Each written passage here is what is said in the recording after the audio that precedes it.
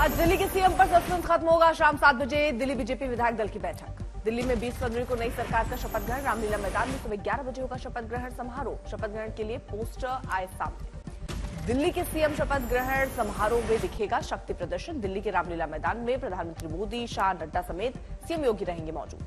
50 VVIP मौजूद रहेंगे। 20 राज्यों के सीएम के साथ ही उद्योग जगत से मुकेश अंबानी, गौतम अडानी भी मौजूद रहेंगे। फिल्म जगत की बड़ी हस्तियां भी होंगी शामिल। शपथ ग्रहण से पहले रामलीला मैदान पहुंचे बीजेपी नेता विनोद तावड़े, तरुण चुग और वीरेंद्र सचदेवा तैयारियों का जायजा लिया। दिल्ली सीएम की रेस में प्रवेश वर्मा, विजेंद्र गुप्ता, रेखा गुप्ता शामिल है। सतीश उपाध्याय, आशीष सूद और जितेंद्र महाजन भी माने जा रहे हैं प्रमुख दावेदार। दिल्ली चुनाव में बीजेपी ने 48 सीटें जीतकर 27 साल बाद सत्ता में की है वापसी। सूत्रों के मुताबिक सीएम पद के लिए 15 नामों को किया गया शॉर्टलिस्ट।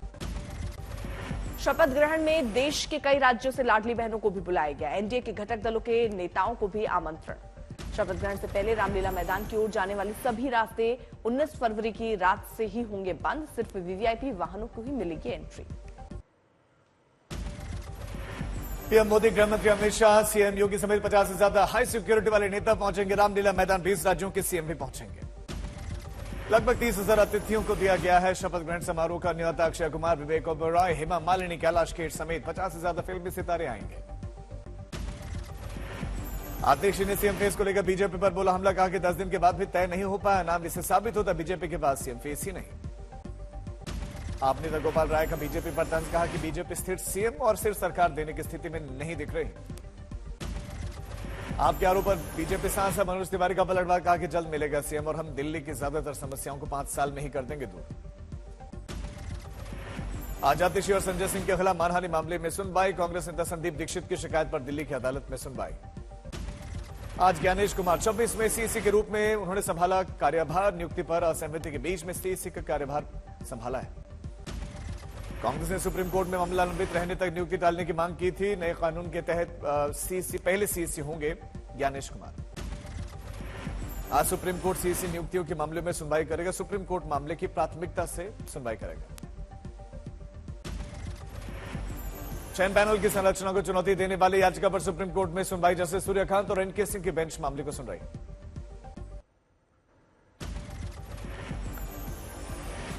आज पटना में एनडीए की कुर्मी एकता रैली। कुर्मी, कुशवाहा, धानोक पटेल समुदाय के नेता रैली में होंगे शामिल।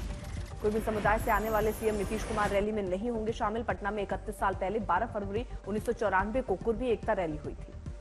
रैली की कमान बीजेपी विधायक कृष्ण कुमार मंटू के हाथ में। बिहार में इस साल होने वाले चुनाव से पहले जातीय समीकरण साधने की तैयारी। आज महाराष्ट्र में जय शिवाजी जय भारत पदयात्रा महायुति करेगी। शिवाजी के 395वां जन्मदिन के मौके पर कार्यक्रम। पुणे में फडणवीस, मनसुख मंडाविया पदयात्रा में हिस्सा लेंगे। पदयात्रा महाराष्ट्र के सभी 36 जिलों में होगी। गुजरात निकाय चुनाव में बीजेपी के बल्ले बल्ले। मोदी ने कहा गुजरात का बीजेपी से रिश्ता न सिर्फ अटूट बल्कि उसमें लगातार और मजबूती आ रही है। दिल्ली में संघ कार्यालय के नए भवन केशव कुंज में कार्यक्रम। भागवत के साथ गृह मंत्री अमित शाह भी होंगे शामिल। मोहन भागवत दिल्ली के सभी प्रमुख स्वयंसेवकों को संबोधित करेंगे। आप नेता सत्येंद्र जैन पर मनी लॉन्ड्रिंग का केस चलेगा। राष्ट्रपति ने गृह मंत्रालय को परमिशन दी। गृह मंत्रालय ने 14 फरवरी को मांगी थी मंजूरी। तेलंगाना की सरकार ने मुस्लिम कर्मचारियों को दिया बड़ा तोहफा। रेवंत रेड्डी सरकार ने मुस्लिम कर्मचारियों को रमजान के महीने में कार्यालय से जल्दी निकलने की दी अनुमति। अखिलेश ने राज्य का सारा पैसा कुंभ में लगाने का लगा आरोप। कहा कि राज्य का सारा पैसा सरकार ने कुंभ में लगा दिया। जब सारा पैसा कुंभ में लगा तो किसानों को क्या देंगे? बजट सत्र में हमें उम्मीद जो थी देश के बजट से, वो उम्मीद तो पूरी नहीं हुई, मायूसी सी रही। प्रदेश क्या दे देगा नया? जब सब पैसा कुंभ में लगा देंगे तो फिर किसान के लिए क्या होगा? महाकुंभ को लेकर अखिलेश यादव ने यूपी सरकार पर सावधान निशाना। कहा कि कुंभ में नहाने का पानी कैसा है? एनजीटी ने यह बता दिया कि पानी गंदा है, नहाने लायक नहीं है।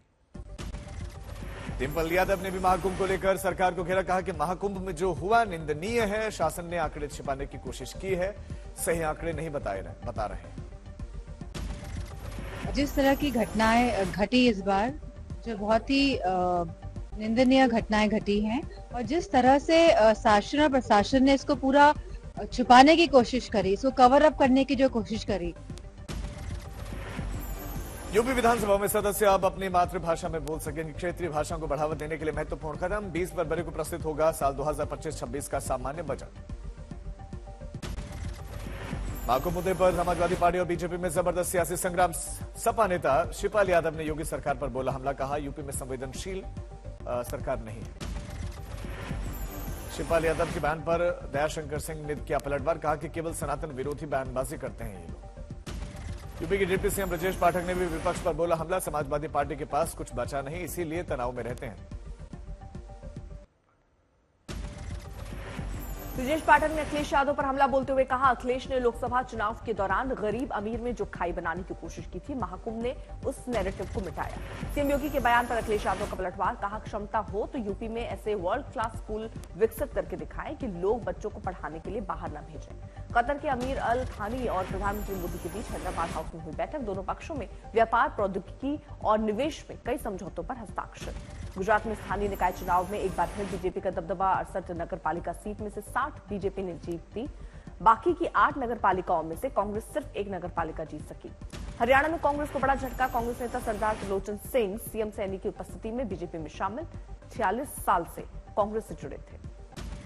पंजाब में आज से शुरू हो रही है कक्षा 8, 10 और 12वीं की परीक्षाएं। बोर्ड परीक्षा के लिए केंद्रों पर किए गए हैं पुख्ता इंतजाम। आज राजस्थान विधानसभा में अहम दिन। आज जब पेश होगा राज्य का बजट। आज से गुजरात विधानसभा में शुरू हो रहा है बजट सत्र। 20 फरवरी को 2025-26 का बजट होगा पेश। आज दिल्ली में बॉर्डर गार्ड, बांग्लादेश और बीएसएफ प्रमुख करेंगे संयुक्त प्रेस कॉन्फ्रेंस। दोनों देशों की सीमा सुरक्षा और कई मुद्दों पर रखेंगे बात। प्रयागराज माकू में 38वें दिन भी श्रद्धालुओं का उमड़ा जन सैलाब। 1 करोड़ 26 लाख से ज्यादा लोगों ने लगाई संगम में डुबकी। प्रयागराज महाकुंभ में अब तक 55 करोड़ 56 लाख से ज्यादा आस्था की डुबकी लगा चुके हैं। रास्ते में जाम, मुश्किलों के बावजूद पहुंच रहे हैं लाखों लोग। महाकुंभ में बड़ी हस्तियों का भी आना जारी। महाराष्ट्र के गवर्नर संगम में पहुंचे, परिवार के साथ लगाई आस्था की डुबकी। प्रयागराज जंक्शन पर उमड़ी श्रद्धालुओं की भारी भीड़। ट्रेन पकड़ने के लिए प्लेटफॉर्म पर ही इधर उधर भागते दिखे लोग। महाकुंभ के अंतिम दौर में नेपाल में भी आस्था भक्ति का सैलाब। बिहार के रक्सौल स्टेशन पर घंटों ट्रेन के इंतजार में खड़े दिखे नेपाल के श्रद्धालु। अपने बयानों को लेकर सुर्खियों में रहने वाले लालू यादव ने कहा फालतू है महाकुंभ।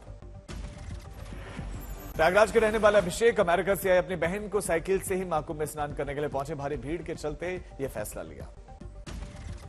मानेर में ट्रेनों के एसी से लेकर स्लीपर कोच समेत जनरल बोगी में महाकुंभ श्रद्धालुओं का है कब्जा। टिकट लेकर भी अपनी ट्रेन और सीट पर नहीं बैठ पा रहे आम यात्री। महाकुंभ के बाद से काशी पहुंचे नागा सन्यासी। वाराणसी की सड़कों पर निकली नागा साधुओं की भव्य महापेशवाई। शिवरात्रि और मसान होली के बाद काशी से होंगे विदा।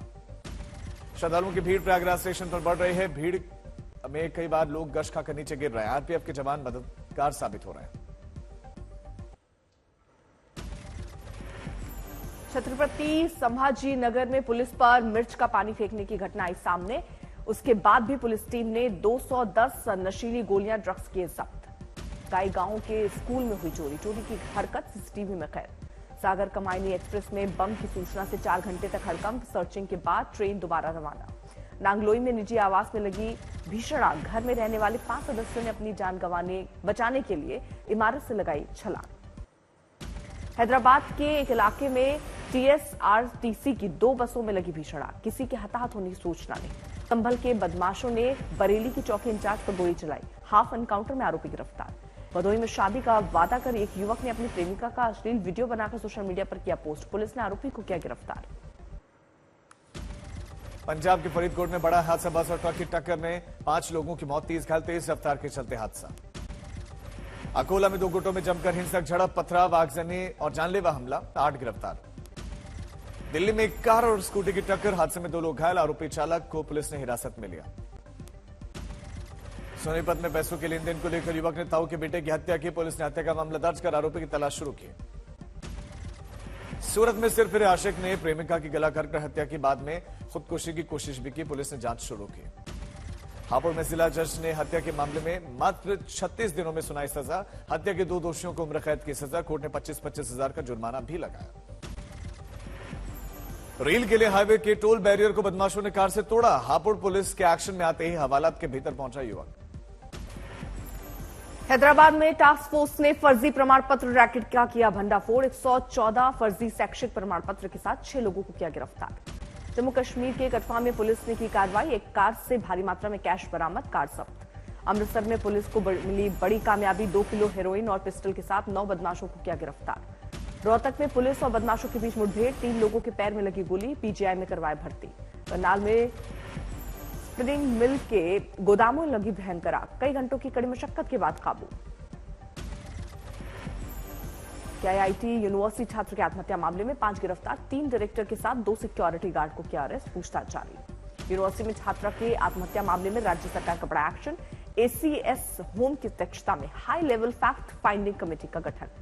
छात्र के परेशान करने और उन्हें जबरन परिसर से बाहर निकालने की वीडियो वायरल होने के बाद माफी मांगी, 2 सुरक्षा कर्मियों को भी किया बर्खास्त। मृतक छात्रा के पिता ने न्याय की मांग करते हुए कहा, ऐसी घटना दोबारा न हो, इसके लिए ठोस कदम उठाने की जरूरत है। आज से पाकिस्तान में चैंपियंस ट्रॉफी की शुरुआत, पहला मुकाबला मेजबान पाकिस्तान और न्यूजीलैंड के बीच कराची में होगा। पाकिस्तान के तेज गेंदबाज हारिस राउफ पूरी तरह फिट, कप्तान ने कहा पेस अटैक होगा मजबूत।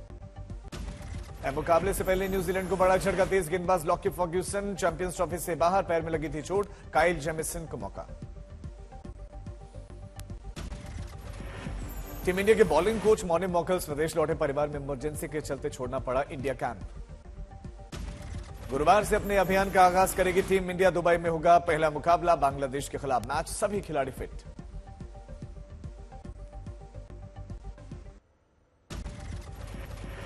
सिकंदर का नया पोस्टर आउट, सलमान खान के लुक ने फैंस को किया सरप्राइज, ईद के मौके पर होगी रिलीज।